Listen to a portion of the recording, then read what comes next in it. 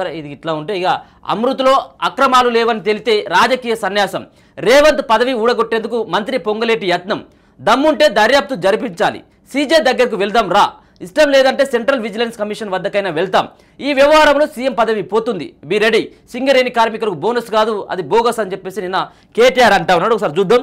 అమృత్ టెండర్ల విషయంలో తప్పు జరిగిందని నిరూపిస్తే రాజీనామా చేస్తానని ఒక మంత్రి అన్నారు. ఆ సవాలు నేను స్వీకరిస్తున్నా, దమ్ముంటే దీనిపై విచారణ జరిపించాలి, ఎలాంటి అక్రమాలు జరగలేదని విచారణలో తేలితే రాజీనామా కాదు నేను రాజకీయ సన్యాసం చేస్తా అని బీఆర్ఎస్ వర్కింగ్ ప్రెసిడెంట్ కేటీఆర్ మంత్రి పొంగులేటిని ఉద్దేశించి అన్నారు.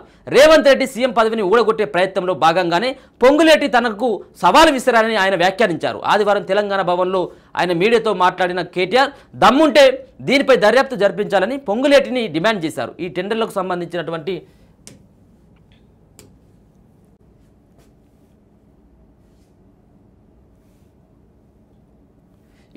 సంబంధించినటువంటి పత్రాలతో హైకోర్టు సీజే వద్దకు ఇద్దరం వెళ్దాం, అది ఇష్టం లేదంటే ఢిల్లీ సెంట్రల్ విజిలెన్స్ కమిషన్ వద్దకైనా వెళతాం, అప్పుడు వాస్తవాలు బయటపడతాయి, సీఎం మంత్రులు రాజీనామా చేయాల్సి వస్తుంది అని అన్నారు. తన బావమర్దికి అక్రమంగా టెండర్లు కట్టబెట్టిన వ్యవహారం రేవంత్ మెడకు చుట్టుకోవడం ఖాయమని ఆయన దీనికి సిద్ధంగా ఉండాలని హెచ్చరించారు.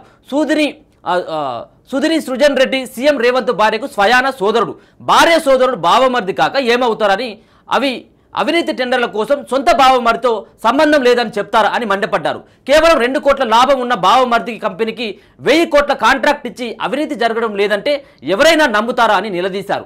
ఇప్పటికైనా తప్పును ఒప్పుకొని టెండర్లను వెంటనే రద్దు చేయాలని డిమాండ్ చేశారు.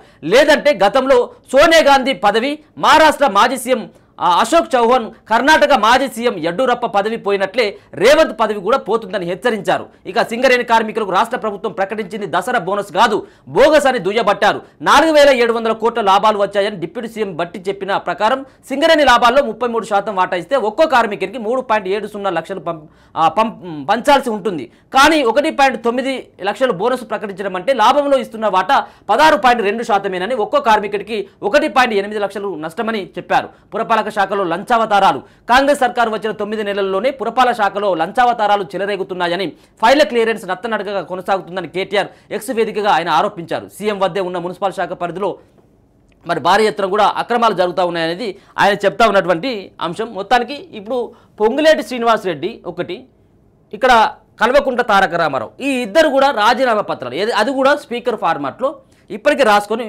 ఉండాలి. దాంట్లో అమృత్ పథకంలో ఒకవేళ కనుక అవకతవకలు జరిగినట్టయితే ఉంటే వారు ఖచ్చితంగా దాంట్లో పొంగులేటి శ్రీనివాసరెడ్డి రాజీనామా చేయాలి, లేదంటే ఇక్కడ కేటీఆర్ అన్న రాజీనామా చేయాలి. మరి సవాళ్ళు ప్రతి సవాళ్ళు విసురుకోవడం కాదు, మాట కూడా కట్టుబడి ఉండాల్సినటువంటి బాధ్యత ఉంటుంది.